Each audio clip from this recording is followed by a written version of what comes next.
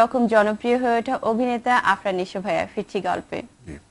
ভাইয়া গল্পে তো ফিরবই, তার আগে একজন দর্শক আছেন ফোনে, একটু কথা বলে নিই। আসসালামু আলাইকুম, কার সাথে কথা বলছি? শুভ সকাল। শুভ সকাল আপু। কে বলছিলেন? নিত্যা বলছি ঢাকা থেকে। জি কথা বলুন। আমি একটু নিশু ভাইয়ের সাথে কথা বলতে চাচ্ছি।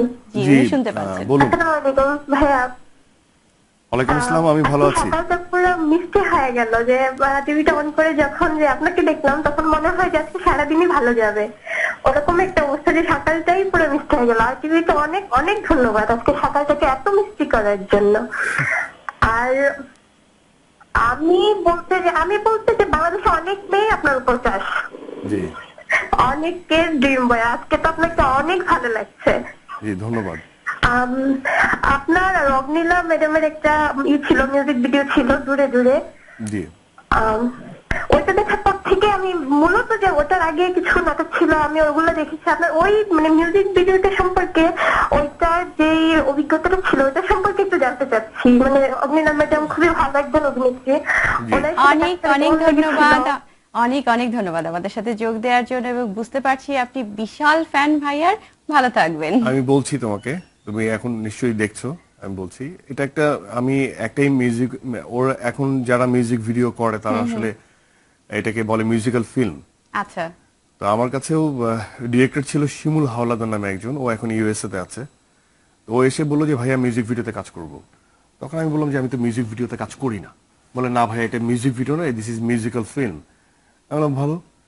তো আমার কাছে যে যখন ওই গানটা ইমরান আর পূজার ছিল, হ্যাঁ তুমি দূরে দূরে থেকো না, ও যখন স্টোরিটা আমাকে বললো যে স্ক্রিপ্টিংটা এরকম, এইভাবে আমরা 3 দিনে কাজ করব, তখন এর আগেও শিমুল ছেলেটা এক জীবন নামে একটা গান করেছিল, সম্ভবত সেটার মধ্যে শায়না আর হচ্ছে অন্তু করিম এরা ছিলেন আর কি। হ্যাঁ, তো আমার কাছে স্টোরিটা খুব টাচি মনে হয়েছিল, এটা করেছিলাম। এবং সেটা হয় কি রুট লেভেলের অনেকের মোবাইল ফোনে, সেলফোনে ওই গানটা আছে আর কি। দ্যাট ওয়াজ ম্যাসিভ হিট আর কি।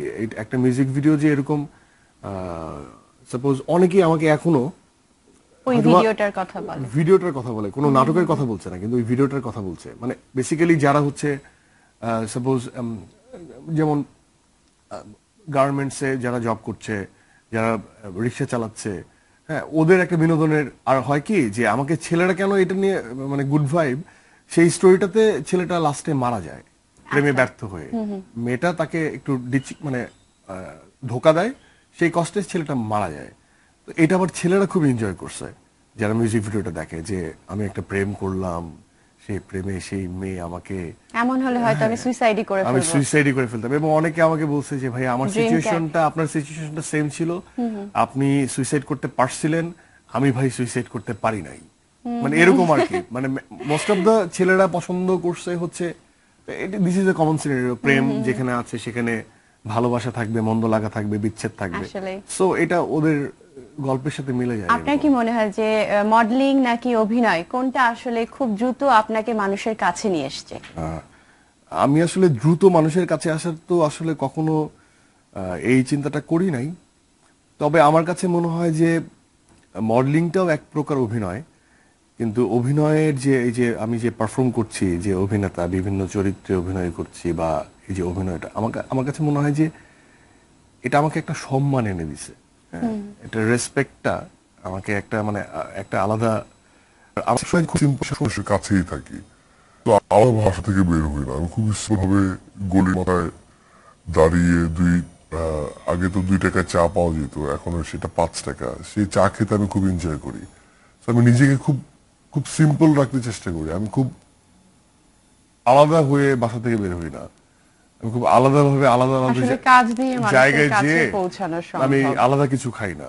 আমি খুবই নর্মাল এবং সিম্পল থাকতে চেষ্টা করি, কারণ আমার মনে হয় যে আমি একটা কথা আমাকে উনি নেই ফরিদি ভাইও বলছিল যে তুমি যত উপরে উঠবা তত তোমার চোখটা যেন মাটির দিকে থাকে।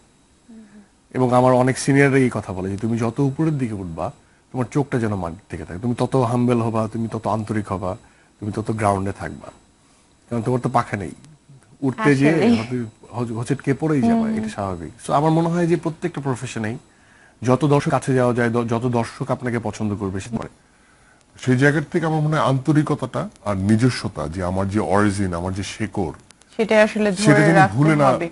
ভুলে না ভাইয়া যাই। অসংখ্য কাজ করেছেন, তো এর মাঝে কোনো ড্রিম ক্যারেক্টারে কি অলরেডি কাজ করে ফেলেছেন নাকি ইচ্ছা আছে? ড্রিম ক্যারেক্টার আমার অনেকে মনে হয় যে স্বপ্নের চরিত্র যেটা, আমার মনে হয় চরিত্রটা এখনো তৈরি হয় নাই।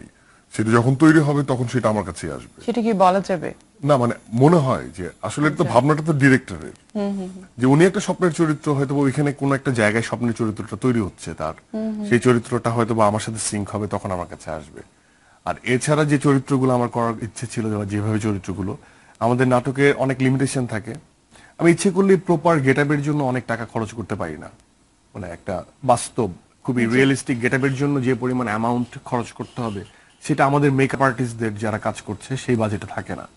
সো আমি ভাবলাম যে আমি একটা টেকো মাথা করব, বা টোটাল ফেশিয়াল জেস্টার চেঞ্জ করে ফেলবো, নাকটা অনেক বড় হবে। সেটা মেক বিলিভের জায়গায় নিতে যে মেকআপ সরঞ্জাম লাগবে সেটা অনেক এক্সপেন্সিভ, আমাদের নাটকে এটা হয় না। সো আমার কাছে মনে হয় যে একটা ইচ্ছা আছে যে আমি এরকম একটা কাজ, আমার মানে এটা একটা অন্যরকম ভাবনা যে পুরো নাটক আমি করব, কিন্তু কেউ যেন লোকেট করতে না পারে যে এটা আমি ছিলাম।